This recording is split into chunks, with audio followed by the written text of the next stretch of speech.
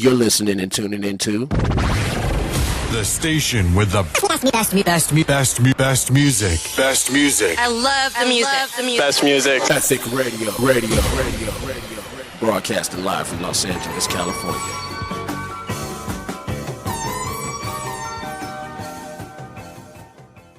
The Academy Engineer.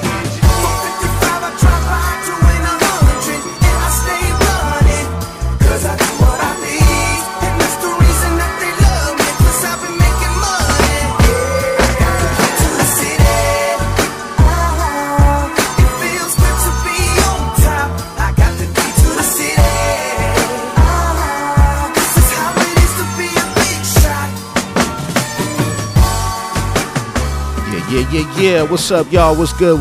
You tuning in to Ethic Radio on the hour here. I'm your host, AC Ceenno. Yes, we broadcasting live here from Los Angeles, y'all. Here to give you guys some update, exclusive topics. And you already know our topic today is going to be about Nipsey Hussle. Rest in peace to Nipsey Hussle, y'all. Big ups. Yeah, we here on Ethic Radio holding it down. Don't forget to follow us on Instagram at ethic_radio. Also, don't forget to follow us on the Mixcloud app in case you guys mix this program here. Also, you can follow us on the MixLR app. Subscribe to our YouTube channel. Check out our new content, y'all.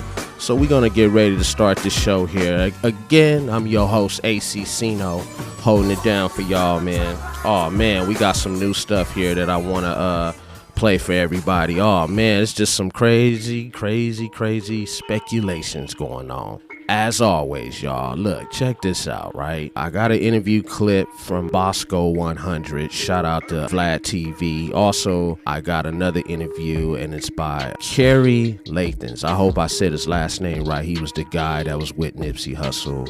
He got shot when he was standing by Nipsey Hussle's side, y'all. So we got an interview from jail that I'm gonna play for y'all here. But before I play that, there's some things that BosKoe was saying was some real shit about you living in the hood and you struggled in the hood, and as soon as you get out of the struggle in the hood and you're big and you're out there like that, it's like you gotta be low key. Like I always tell people, be aware of your surroundings, because there's certain things that you can say and certain things you just cannot do when you're out there like that. You know what I'm saying? So it's like when you got that little fame, you got the glory, and you sitting on millions and everything, it's like you gotta look over your shoulders constantly. And it's hard to really trust people these days, you know, especially in this day and age. It used to be cool where families can do business with families, but now families is cutthroat and other family members. And it's like, damn, you know, we all trying to eat here. What the hell? And then you got friends that, you know, from back in the day would be so quick to betray you the minute you get to a certain level.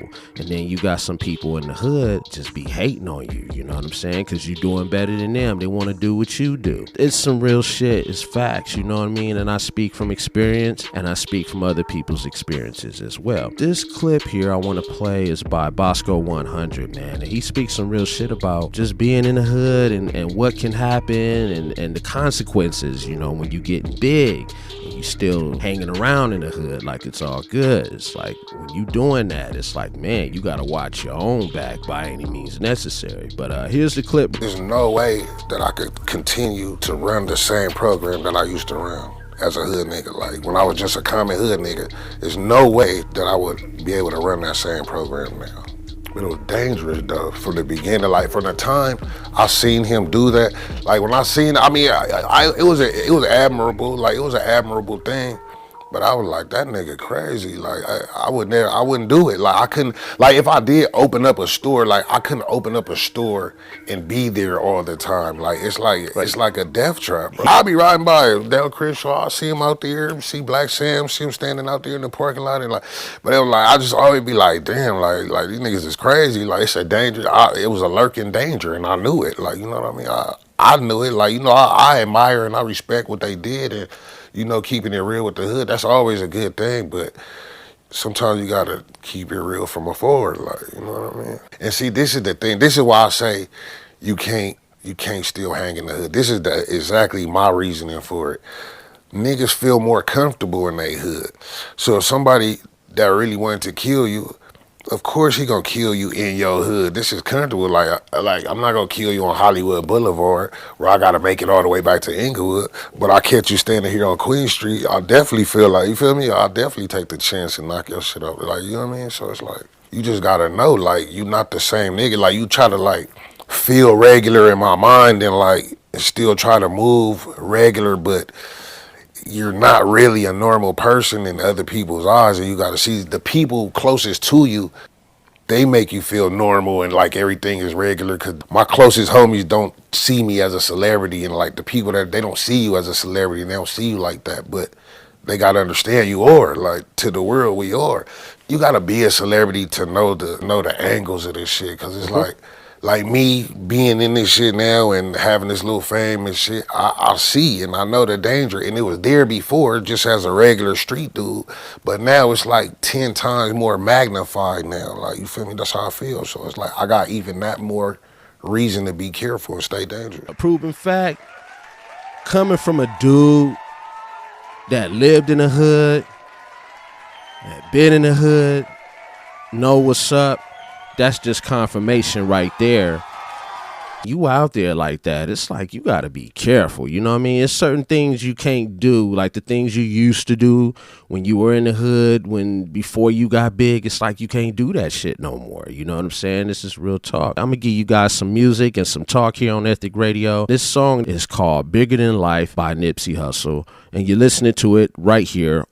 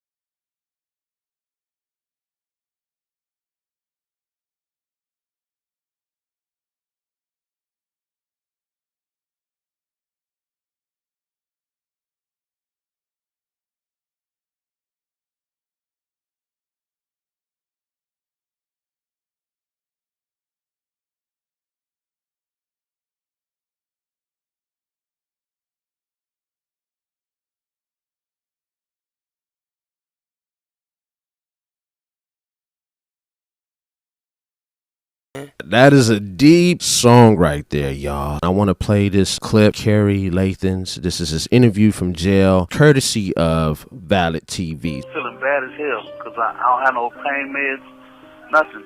They pass me by. They don't treat me. You know, they treat everybody else in the ward. They don't treat me. You know, first they say I'm here for a parole violation. I said, okay, I can go for that. Then they say, well, no, that's not your charge. What's my charge? Oh, you are eyewitness. I said, well, which one is it? Eyewitness or parole violation? What is it? It's a conspiracy. What is it? So come on, man. Tell me. Talk to me, man. I just did 25 years to life and gave it back to him clean. Spent 5 hours in the board of prison terms defending myself. Went from 11 to 4. You know, come on. Tell me what's happening. Y'all released me, and now you want to put me back in prison for coming in contact with a gang member who's really a voice of peace of the public? Which is it? They got to make heads and tails of what's going on, man. I'm not feeling it, but I'm hopeful talking to you. Well, where are you located right now? I'm in Central County Jail. Okay. 7,000th floor. And just so people understand kind of the full story of what happened, what did you originally get convicted of, and what year was that? My original conviction was murder. Okay. 94. Okay. That was the year 94. Okay, and how old were you when you got convicted originally? Around 32 or 31. Okay. And they gave you how long for that? 26 years of life, because it was done with a knife. So they put another year on it, so that made 26. Okay. And how long did you end up serving altogether? About 24 and some months, about 25 years. Okay. And you got out last year? Yeah, I got out last year about 3 months before December. Okay. And I guess you had a daughter when you first went in? Yeah, I had a daughter when I first went in. She was 5. When I came home, she was 29. Okay. So what was it like to do that many years and then suddenly walk out and be kind of reacclimated into the outside world again? It was strange. You know, my granddaughter by my other child, who ain't never seen me before, knew how to work a phone better than I did at 9 years old. Okay, so you get out into the free world again, and this was around, what, 7 months ago, I guess? Yeah, 7 months ago. Okay. And once you're out in the system, how are you, kind of reacclimating into society and sort of getting back on your feet? Well, I was letting people give me money and help me and show me which way is the right way. You know, like Eugene Henley. He gave me some money. He said, look, man, it's going to take a little while, but you back. So just take it one day at a time. I said, okay. He said, don't let it overwhelm you. Just take it one day at a time. You know, we were raised up together, me and Eugene. Mm-hmm. Y'all might know him as Big U. Yeah, who's actually on the phone right now, who helped set up this phone call. Right. Man, I think he's the one that discovered Nipsey. Yeah, he was. He first signed Nipsey, and we actually went into that whole story. Yeah. Okay. So did you know of Nipsey before, while you were locked up before, or any of that sort? No, he was a kid, a child. He probably was 8 years old or 7 when I got locked up. Right. So you had no affiliation with him at all? At all. Not at all. At all. Got it. Somebody gave me a couple of pictures and say, hey, that's the new rapper. I said, is that right? Yeah. So when I got out, I took a selfie with him. He's a celebrity. Everybody's taking selfies. Let me take one. That's on my phone in front of the Marathon store. Okay. So the day of the incident, can you describe what happened exactly? Me and my nephew were going up the street to console somebody else's parents, because they just lost their parents. So he said, you don't have to keep wearing that shirt, Unc. I was like, what? He said, this shirt. I said, it's clean. He said, look, it's dingy. You in the new world. You're not in prison no more. You can pull right. He said, matter of fact, they go Nipsey in a lot, so you can pull right in and grab you a fresh white shirt. I'm like, okay. So when I go in there, they didn't have the white ones that I wanted. And I said, when y'all gonna get that in again? He said, well, they go Nipsey in a lot. Go talk to him. And I talked to him. He said, that'll be about a week, bro. I said, okay. And when I said it, it was all bad. The gunman turned around the car and shot me, then shot Nipsey, and then shot my nephew. I didn't know what was going on. I'm like, what the hell? But I fell on my stomach, and all I could see was people's feet. I couldn't see nothing else. I said, so they got it wrong. They talk about me as being an eyewitness. What was I supposed to do? When I see a gun, I turn around and run. I don't stop and take a selfie of the gunman. I don't do that. See a gun, you run. You get hit, your nephew gets hit. In less than 3 seconds, 3 minutes. I was only, if you replay the scenario and see when the black Escalade van truck pulled up, that's us in the black truck. It all happened in less than 3 minutes. Like, the story that was circulating was that you and Nipsey knew each other and he was meeting you down there to give you some clothes and you guys had some sort of prior relationship. But what you're saying is that you had no idea, you guys didn't know each other at all. You just showed up and you ran into each other randomly. Knowing because I took a few pictures with him. Right. Like that. But so the parole officer was like, well, you have gang affiliation. I said, look, man, I know Nipsey about as much as I know you. You my parole officer. I met you. We've talked a few times. That's as far as I know him. Now, when I first came home, Nipsey heard that I was home, and he filled up my little sister's backseat of her car with clothing for me. So I had clothes to wear. I was out 7 months before this happened. This big you. Nipsey, he always look out for people when they come home, you know what I mean? He don't always be at the store all the time, but if he at the store and somebody just paroled, he don't have to know him to look out for him, you know what I mean? Like, right. He'll hear somebody that just came home, and he might tell somebody that's working in the store that day, look out for the homie, he just came home. That's just what kind of person he was, you know what I mean? That this is what Nipsey was just doing for everybody that was just coming home, everybody. Yeah, he looked out for, he don't even, you gotta remember, Nipsey is younger than all of the old dudes who coming home now. These dudes don't even know Nipsey, and Nipsey don't know none of these dudes. Because Cousin Kerry is older than me. I'm 52, he's 56.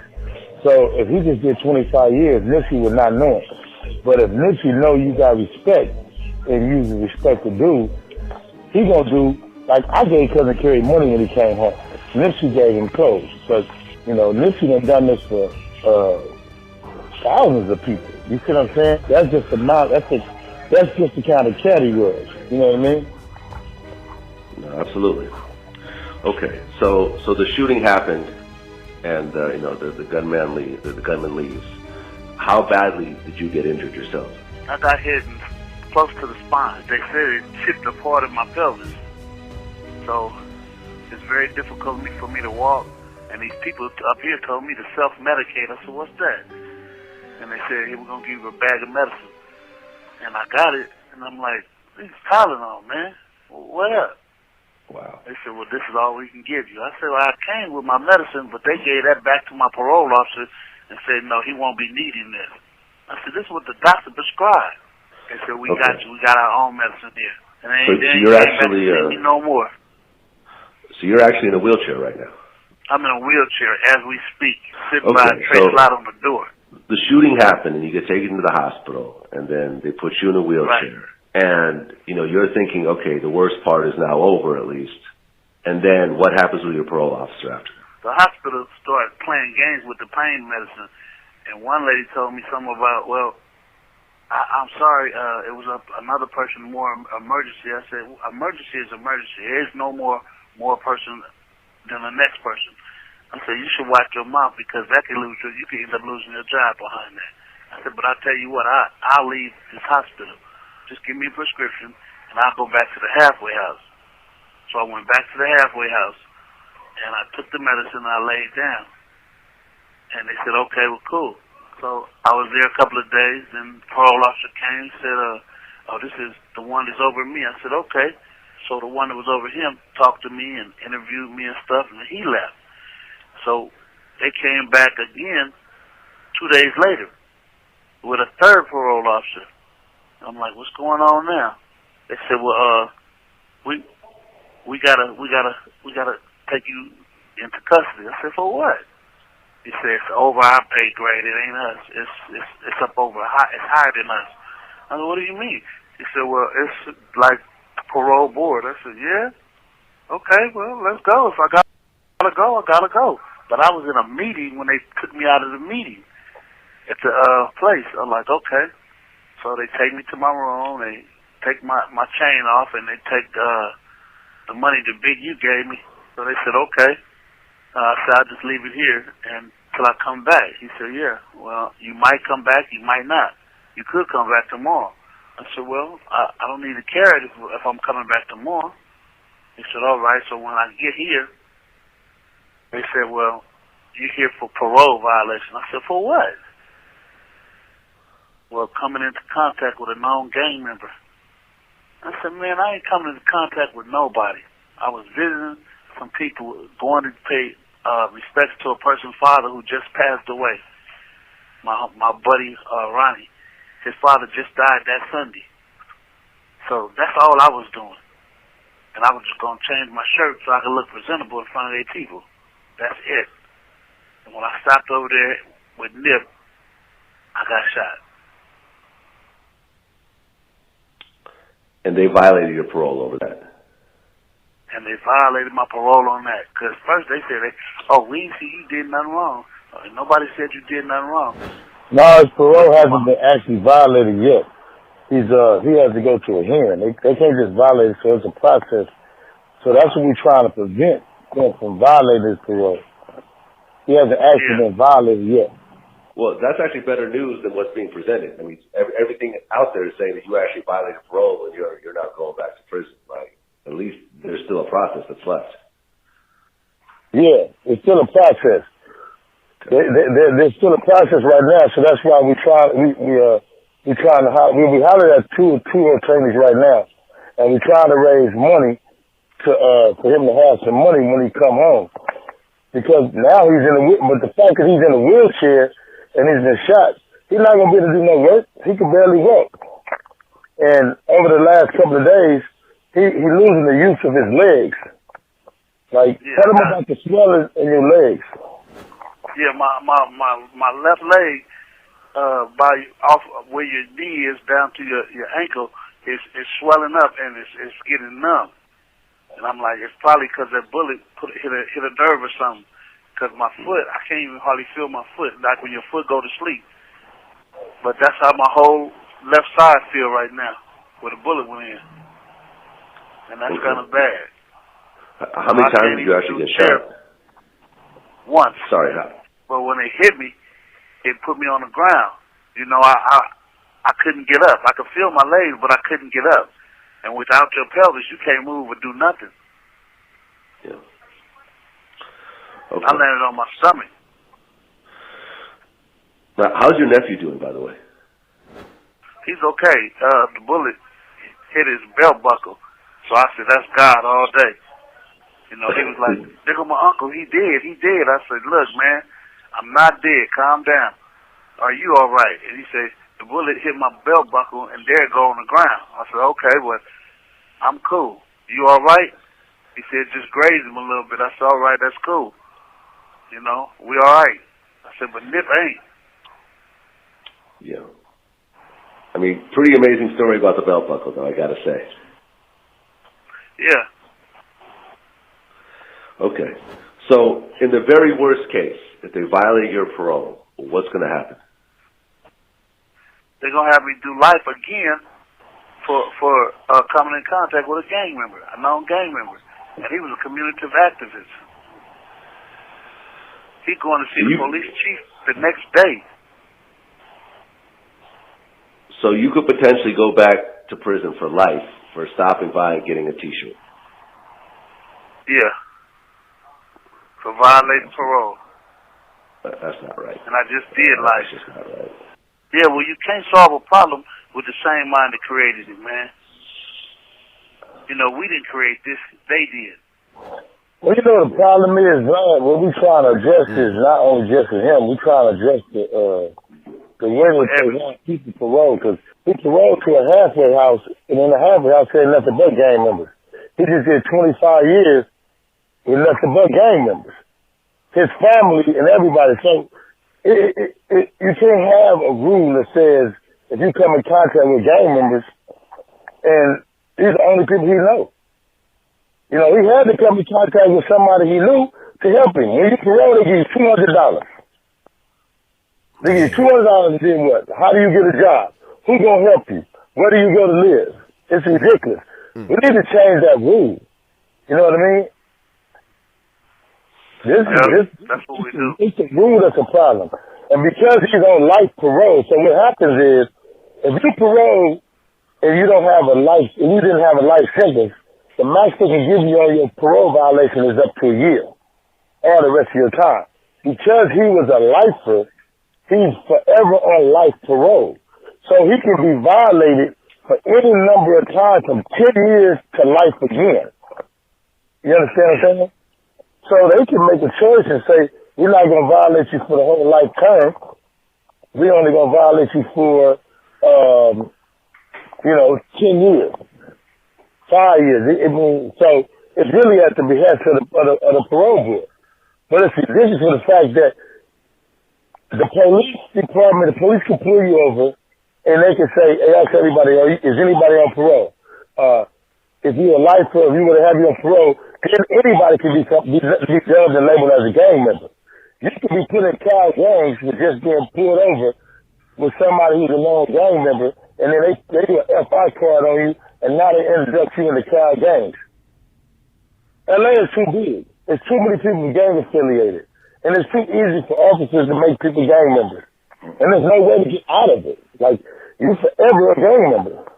Now that is some deep shit right there from what we just heard, y'all. Crazy stuff, man. And I really, really hope that Kerry can get out of jail. What I've been learning is that Kerry's nephew, that was luck for the bullet that hit his belt buckle. Wow, that is some crazy stuff. I mean, that was God. That was a miracle.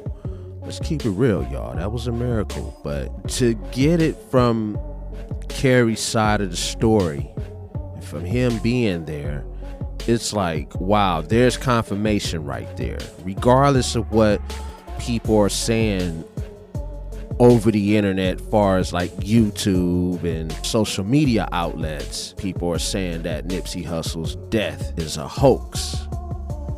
Man, they need to quit. For real, y'all, they need to quit.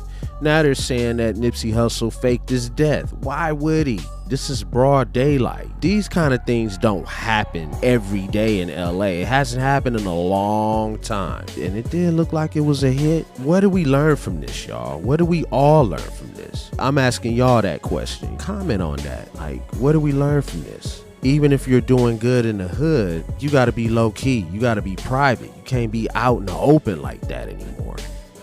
Because it's too much jealousy, it's too much hatred. And not only that, it's not just somebody close to you. It can be somebody higher up, or it can be anybody.